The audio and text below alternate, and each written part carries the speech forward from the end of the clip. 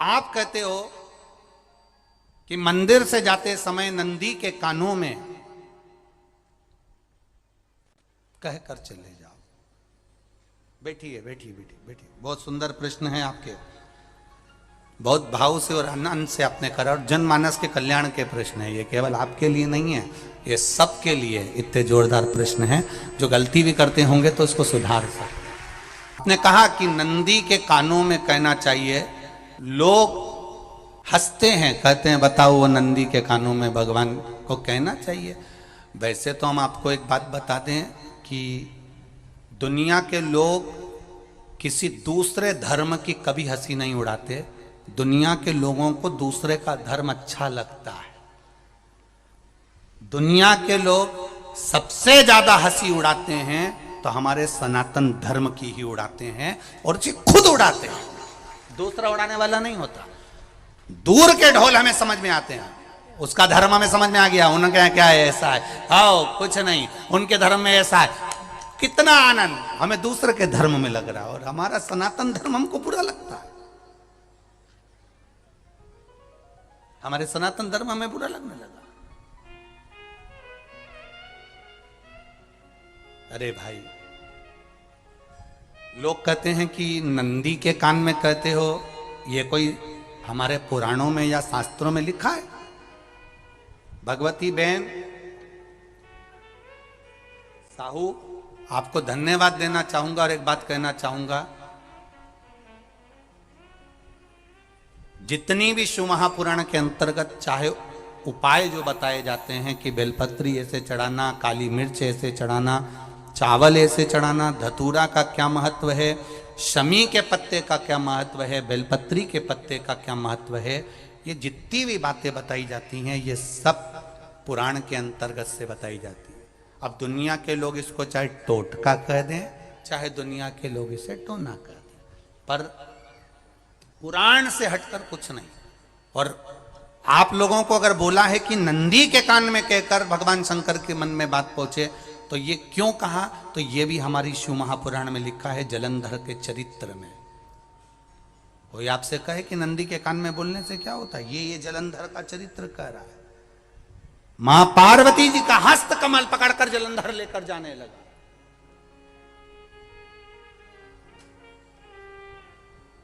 वृंदा का पति लेकर जा रहा। वृंदा तो भगवान की भक्ति में लीन रहती थी, उसको तो जलंधर को सबसे ज्यादा तकलीफ थी नारायण से, पर शिव के पास आ गया, क्योंकि ईर्षा प्रवृत्ति अभी कथा में कहा, कोई कोई ऐसा होता है जिसको तुमसे बेर नहीं होता तो भी अंदर से ईर्षा जाग जाती है। कोई कोई ऐसा होगा जिसको अंदर से ईर्षा जागती है, अपने आप अंदर से ईर्षा जागती है, उसका कोई बेर नहीं, और ईर्षा जाग गई, भीतर से ईर्षा जाग। ना आप उससे मिले हो, ना कभी वो आप उसके सामने बैठे हो।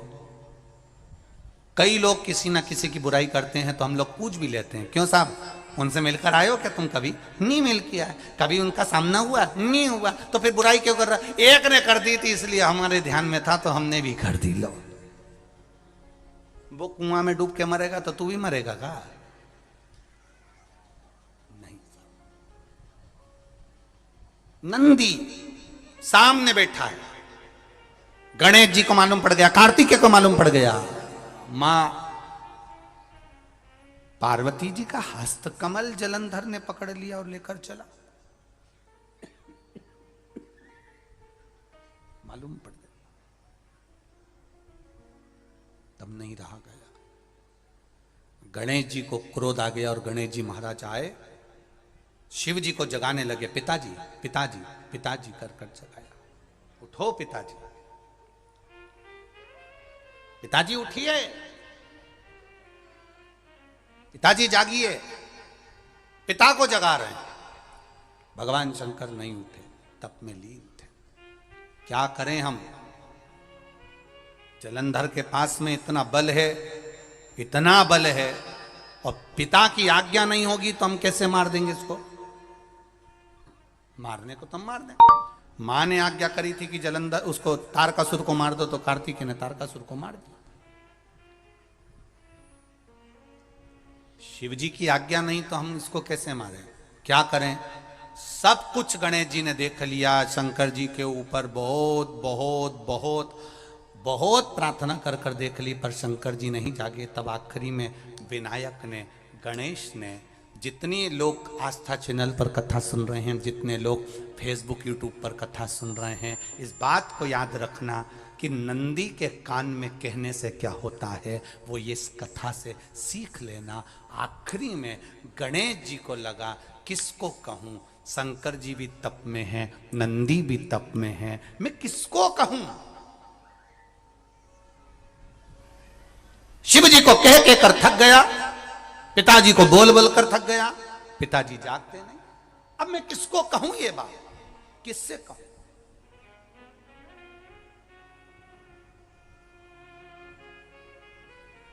विनायक गए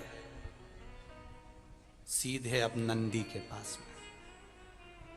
नंदी भी तप में लीन थे, शंकर जी की ओर मुख था, शंकर जी की ओर मुख था। गए और जाकर तुरंत विनायक ने नंदी के कानों में जाकर कहा, नंदीश्वर, मैया का हाथ पकड़कर जलंधर लेकर जा रहा है, पिताजी तप में लीन है, कृपा करिए ना। बस केवल नंदी के कान में कहा, गणेश जी दूर हट गए।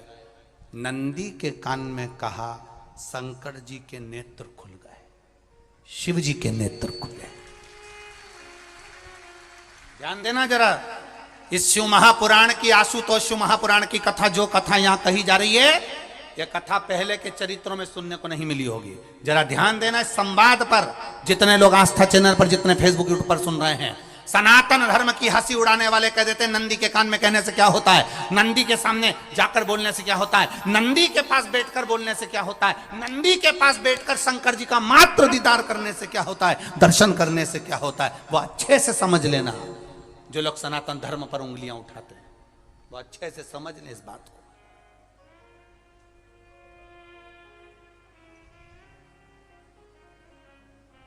क्या होता है, नंदी तप में लीन, शिवजी तप में लीन, शिव नहीं उठ रहे। विनायक ने नंदी के कानों में जाकर कह दिया, नंदी के कान में जाकर कहा, नंदी के नेत्र नहीं खुले। नेत्र किसके खुले? जम के बोलो, महादेव के खुले, शिव जी के खुले। ये मन का तार, नंदी शंकर की आराधना कर रहे थे, शिव अपनी भक्ति में डूबे थे। यहां कहा, यहां पहुंचा, जो दिल में था उस तक बात पहुंच गई। नंदी के दिल में शिव थे, तुम कहे नंदी ने शंकर तक बात पहुंचा दी। वो सूत्र जो बंधा था दिल से दिल तक का, वो पहुंच गया। वो सूत्र जो दिल से दिल तक बंधा हुआ था, मन से बंधा हुआ था, खबर वहां तक पहुंच गई, खबर पहुंच गई। लुटाइए, ये मौका मिला है आनंद का, दिल से प्रेम लुटाओ। नंदी से कहा, नंदी ने देवादिदेव महादेव से नहीं कहा। केवल नंदी आंख बंद कर कर बैठे थे, कहते से ही भगवान गणेश के शब्द शिव जी तक पहुंच गए। शिव जी के नेत्र खुल गए और उन्होंने जलंधर के पास पहुंचकर पार्वती जी का हस्त कमल छुड़वाया। जरा विचार करिएगा, आप नंदी से कहते हो मेरे महादेव तक बात पहुंच जाती है, आपको केवल नंदी से प्रेम से कहना है, नंदीश्वर मेरे बाबा, ए मेरे बाबा, आप रोज शिव जी को लेकर भ्रमण पर निकलते हो, मुझे बहुत दुख है, आप मेरे दुख को मिटाने के लिए मेरे दरवाजे पर क्यों नहीं आते? नंदीश्वर से कहा, शिव जी तक बात पहुंच जाएगी, शंकर के नेत्र आपके लिए खुल जाएंगे और महादेव आपके यहां खड़ा मिलेगा, मेरा महादेव आपके पास में खड़ा मिलेगा। आशुतोष शिव महापुराण की कथा कहती है, लोग कहते हैं नंदी को कहने से क्या होता है, ये शिव पुराण कह रही है, कहा वहां तक पहुंचा, दिल से दिल का कंटेंट। हम कई बार कहे आपको, आप लोगों ने सुना होगा शिव महापुराण में कि बहुत दुख हो जिंदगी का, बहुत दुख तकलीफ। जैसे वो बहन ने लिखा, मेरे कर्जे में लदालुम हो गई, तकलीफ बढ़ गई, शरीर का रोग था, 15-20 साल हो गए, आराम नहीं, बेटे भी व्यसन में डूबने लगे क्योंकि कर्जा बढ़ गया। टेंशन में रहेगा आदमी तो गलत संगत की ओर चला जाता। व्यसन में आदमी पड़ने लगा, केवल टेंशन के चक्कर में। और आखिरी में हुआ क्या? शिव तत्व को जाना।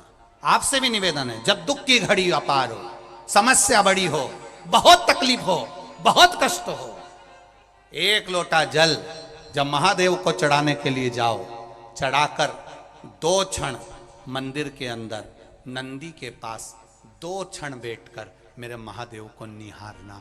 अपने दिल की बात उसके पास में बैठकर नहीं भी कहोगे ना, तो नंदी के पास मात्र बैठ भी गए, उस नंदीश्वर के पास मात्र बैठ गए, तो वो तुम्हारे दिल की बात समझ जाएगा।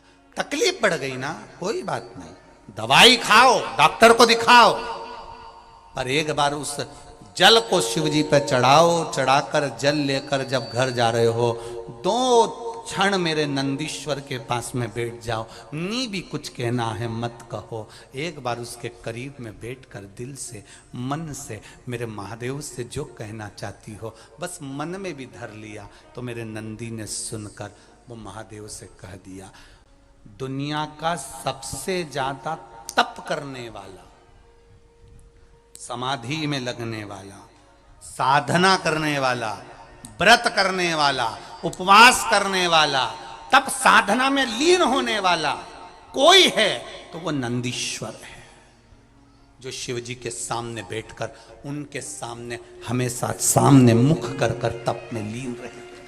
कितने लोग हैं जो भगवान नंदी के कानों में कुछ कहकर आते हैं? बोले हो कभी?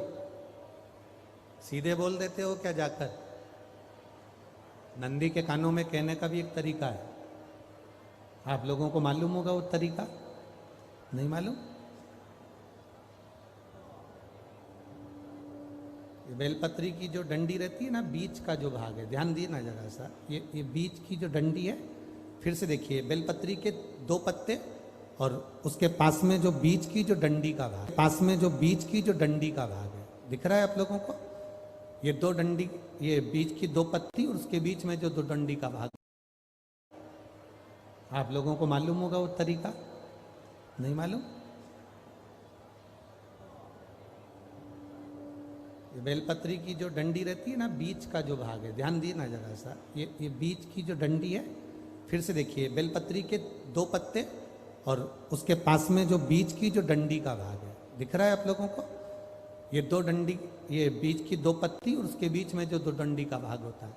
जब हम देवादिदेव महादेव से कोई बात कहने वाले होते हैं ना, कि बाबा बहुत दुखी हूँ, बाबा बहुत तकलीफ चल रही है, बाबा मैंने एक कंपटीशन एग्ज़ाम में परीक्षा दी है, बाबा मेरे जीवन में ये तकलीफ हो रही है, बाबा, तब इस बेलपत्री की जो ये डंडी होती है, इस उंगली से, इस अंगुष्ठ से इस डंडी को पकड़ा जाता है और बाबा के कर्ण में कहने से पहले ये हाथ को नंदी के ऊपर रखकर फिर हम बाबा के नंदी के कानों में कहते हैं और चलते समय इस बेलपत्र को अशोक सुंदरी की जगह पर चढ़ाकर वापिस सजाते हैं। देव अधिदेव महादेव को पार्वती की बात मानना ही पड़ती है और वो कहना ही पड़ता है। ये बेलपत्र की महत्व है। ये जितना फल एक बेलपत्र की पत्ती में, उतना की उतना फल हम आपसे फिर कहेंगे। कभी मौका मिल जाए जिंदगी में, कभी तुम्हारे जीवन में अगर मौका मिले और कहीं बेलपत्री का वृक्ष मिल जाए जिसकी छांव तुम्हारे ऊपर पड़ रही हो, तुम्हारे ऊपर अगर बेलपत्री की छांव पड़ रही हो, उसके नीचे बैठकर कभी मौका मिले, एक बेलपत्री का पत्ता मात्र रखकर आप शिव जी का नाम लेकर जल भी अगर समर्पित कर रहे हो ना, तो वो 12 ज्योतिर्लिंग को जल चढ़ाने के बराबर फल प्रदान कर। एक बेलपत्री का पत्ता, एक बेलपत्री का वृक्ष, एक बेलपत्री के वृक्ष की छांव हमारे जीवन को कृतार्थ कर देती है, धन्य कर देती है, कृतार्थ। तो जिस जगह पर नंदी मेरे मंदिर के बाहर बैठा रहेगा,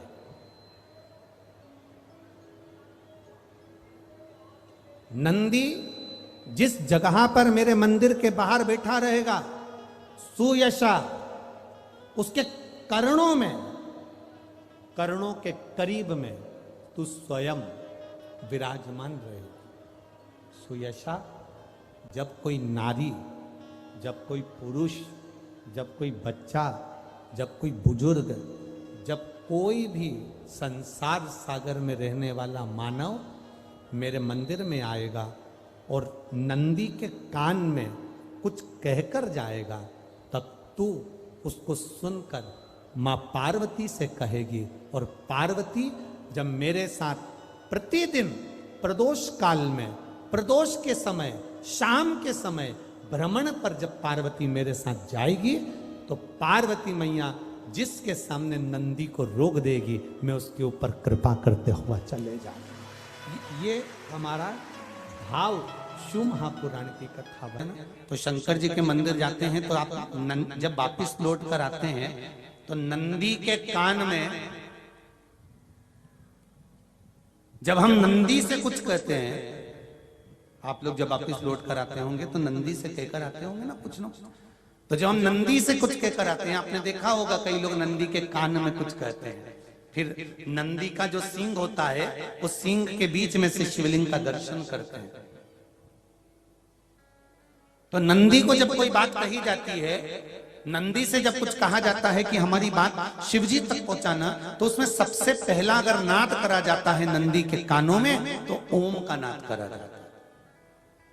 आप सीधे जाकर अगर कहेंगे नंदी को कि हमारी ये बात है, आप बात तक पहुंचा देना, तो नंदी उस बात को कहे चाहे नहीं कहे, पर जब आप नंदी के कान में ओम कहने के बाद में अपने हृदय की बात कहते हैं, तो जैसे एक पत्र आपने भेजा और पत्र को तुमने लिफाफे के अंदर रख दिया, रखने के बाद में तुमने एड्रेस भी लिख दिया, समझ लेना बहुत अच्छे से। एड्रेस लिखने के बाद में तुमने अपना मोबाइल नंबर भी लिख दिया, सब कुछ कंप्लीट कर दिया। अब इस लिफाफे को तुमको भोपाल भेजना है सागर से, और तुमने ले जाकर इस लिफाफे को डाकघर के डब्बे में डाल दिया। लिफाफा जाएगा, जम के बोलिए, एड्रेस पूरा लिखा है, पीछे तुम्हारा नाम भी लिखा है, मोबाइल नंबर भी लिखा है, सब कुछ लिख दिया, पर लिफाफा जाएगा नहीं। क्यों नहीं जाएगा? क्योंकि उस पर टिकट चिपका नहीं है। 15 पैसे का, 10 पैसे का, 25 पैसे का, या 1 रुपए का, या 2 रुपए का, उस पे अगर कोई टिकट चिपका होता, फिर आप उसको डालते तो जाता कि नहीं जाता? चले जाता। ये ओम सनातन धर्म के अंतर्गत जितने भी मंत्र होते हैं, जितने ब्राह्मण मंत्र का उच्चारण करते हैं, जितने ब्राह्मण मंत्र पढ़ते हैं और मंत्र का उच्चारण करते हैं, उसमें ओम का नाद क्यों करते हैं? क्योंकि ये हमारे श्लोकों को, हमारे शब्दों को, हमारे दिल की बात को टिकट का काम कर कर परमात्मा तक पहुंचा देता है। ये ओम अक्षर, ओम शब्द, ओम नाद। कभी कभी बेलपत्र देखना, जब बेलपत्र आप समर्पित करते हैं तो ऊपर वाली जो पत्ती होती है उस पे ओम लिखते हो। कई किसी को लिखते हुए देखा होगा, चंदन से, पीले चंदन से, लाल चंदन से। सबसे मूल 3 पत्तियों में बीच वाली जो पत्ती उस पे ओम लिख दिया, फिर इधर वाली में लिख दिया नमः, इधर वाले में लिख दिया शिवाय। कभी आपने देखा कि इधर वाली पत्ती में ओम लिखा हो, इधर में नमः लिख दिया हो, इधर में शिवाय लिख दिया हो? नहीं, लिखने वाला लिखेगा, क्योंकि जो विद्वान होता है, चतुर होता है, जिसमें विद्वत्ता होती है, वो सबसे ऊपर वाली पत्ती में ही ओम लिखेगा, क्योंकि उसको मालूम है ये ब्रह्मा है, ये विष्णु है और ऊपर शिव है।